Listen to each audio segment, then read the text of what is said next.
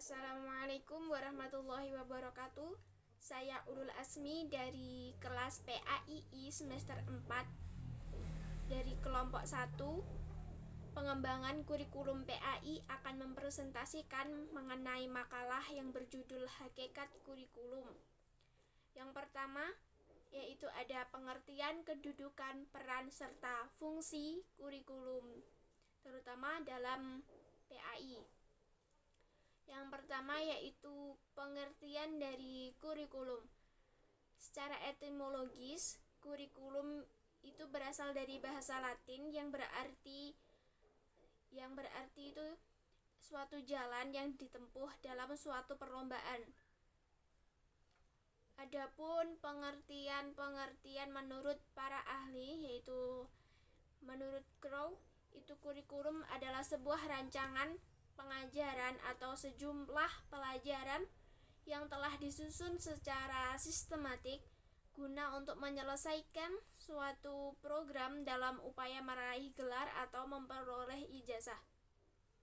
Yang kedua, menurut Arifin, kurikulum merupakan seluruh bahan pelajaran yang harus disajikan dalam proses kependidikan dalam suatu institusional pendidikan.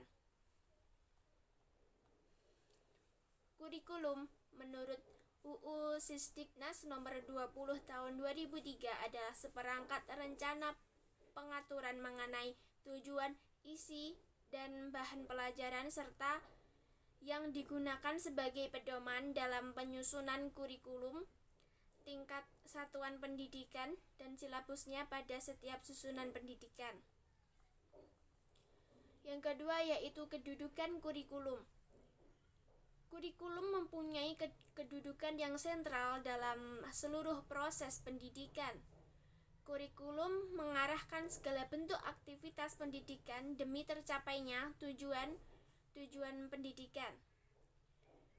Kurikulum juga merupakan suatu rencana pendidikan yang memberikan pedoman dan pegangan tentang jenis, lingkup, dan urutan isi serta proses pendidikan itu sendiri.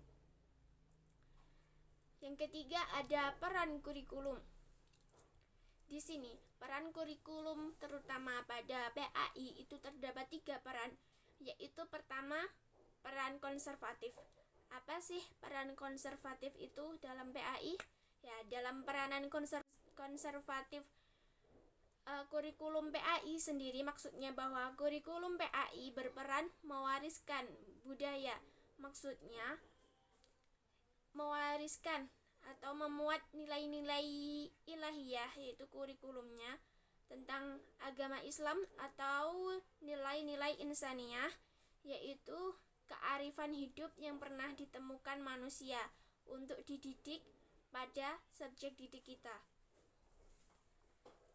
Jadi, makna peranan konservatif dalam kurikulum PAI adalah kurikulum itu berperan untuk menyimpan dan mewariskan nilai-nilai Islami, baik itu diperoleh dari Al-Quran, hadis, maupun diperoleh dari budaya Islam itu sendiri. Yang kedua ada peran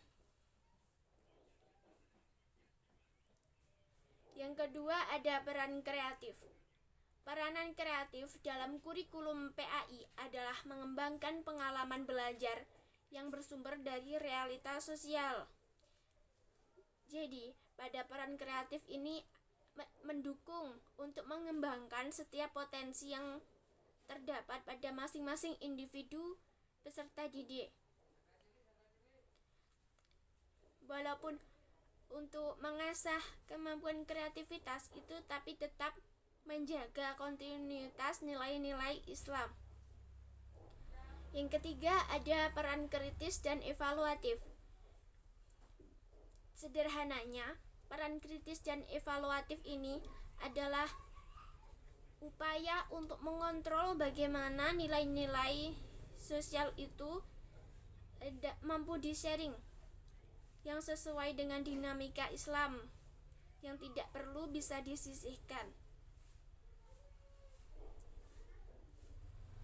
Yang keempat ada fungsi kurikulum PAI. Yang pertama, fungsi kurikulum dalam rangka mencapai tujuan nasional. Kurikulum pada suatu sekolah merupakan suatu alat atau usaha untuk mencapai tujuan-tujuan pendidikan yang diingini oleh sekolah tertentu yang dianggap cukup tepat dan krusial untuk dicapai. Yang kedua ada fungsi kurikulum PAI bagi sekolah atau madrasah yang bersangkutan. Sebagai alat untuk mencapai tujuan pendidikan agama Islam yang diinginkan, atau dalam istilah KBK disebut standar kompetensi PAI, meliputi fungsi dan tujuan pendidikan, fungsi dan tujuan pendidikan nasional, kompetensi lintas kurikulum, kompetensi tamatan atau lulusan, dan lainnya. Yang ketiga ada fungsi kurikulum bagi siswa. Di sini fungsinya yaitu kurikulum sebagai organisasi belajar tersusun disiapkan untuk siswa sebagai salah satu konsumsi pendidikan mereka. Dengan demikian, mereka diharapkan akan mendapat sejumlah pengalaman yang baru yang kelak kemudian dapat dikembangkan seirama dengan perkembangan siswa guna melengkapi bekal hidupnya. Yang keempat ada fungsi kurikulum bagi guru. Yang pertama sebagai pedoman kerja tentunya dalam menyusun atau mengorganisasikan pengalaman belajar siswa. Yang kedua sebagai pedoman untuk mengadakan evaluasi terhadap perkembangan anak didik dalam rangka menyerap sejumlah pengalaman yang dibutuhkan. Yang kelima yaitu ada fungsi kurikulum bagi kepala sekolah dan pembina sekolah. Yang pertama sebagai pedoman dalam mengadakan fungsi supervisi yaitu memperbaiki situasi belajar. Yang kedua ada sebagai pedoman dalam melaksanakan fungsi supervisi dalam menciptakan situasi untuk menunjang situasi belajar anak ke arah yang lebih baik. Yang kelima ada fungsi kurikulum bagi orang tua siswa. Kurikulum bagi orang tua siswa mempunyai fungsi agar orang tua siswa dapat berpartisipasi membantu usaha sekolah dalam memajukan putra-putrinya. Bantuan dapat berupa konsultasi langsung ke sekolah atau guru mengenai masalah-masalah yang menyangkut anak-anak mereka. Kemudian ada fungsi kurikulum bagi sekolah pada tingkat di atasnya. Salah satunya yaitu pemelihara keseimbangan proses pendidikan sekolah.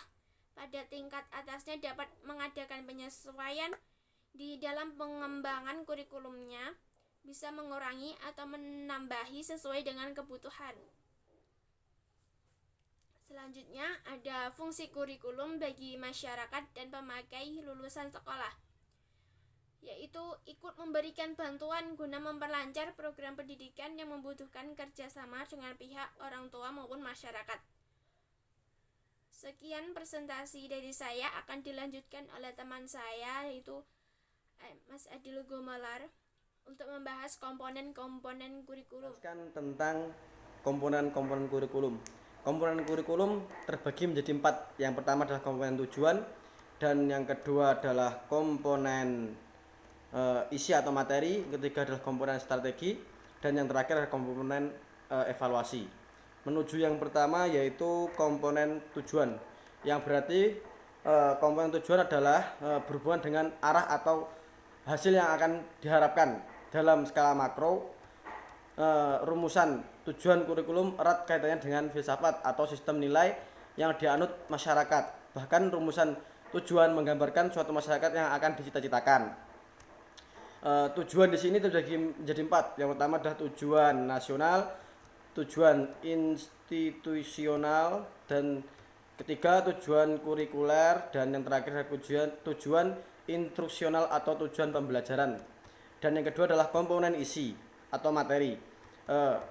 Isi kurikulum merupakan komponen yang berhubungan dengan pengalaman belajar yang harus dimiliki siswa. Isi kurikulum itu menyangkut semua aspek baik yang berhubungan dengan pengetahuan atau materi pelajaran yang biasanya tergambarkan pada isi setiap mata pelajaran yang diberikan maupun aktivitas dan kegiatan siswa. Dan ketiga adalah komponen metode atau strategi. Komponen metode atau strategi adalah komponen ketiga dalam menentukan kesuksesan atau kurikulum. Menentukan kesuksesan suatu kurikulum, maaf. Karena berhubungan dengan implementasi kurikulum. Begitu pula menurut Rakjoni yang mengartikan strategi pembelajaran sebagai planning atau urutan umum pembuatan perbuatan siswa guru dalam mewujudkan kegiatan belajar mengajar untuk mencapai tujuan yang telah ditentukan. Dan yang terakhir adalah komponen evaluasi. Proses evaluasi merupakan langkah yang sangat penting untuk mendapatkan informasi tentang tercapainya tujuan yang telah ditetapkan.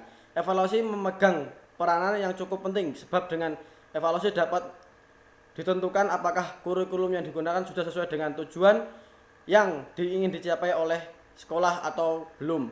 Ada dua aspek yang perlu diperhatikan sehubungan dengan evaluasi. Pertama, evaluasi harus menilai apakah telah terjadi perubahan tingkah laku siswa yang dengan tujuan pendidikan yang telah dirumuskan. Kedua, evaluasi sebaiknya menggunakan lebih dari satu alat penilaian dalam suatu waktu tertentu.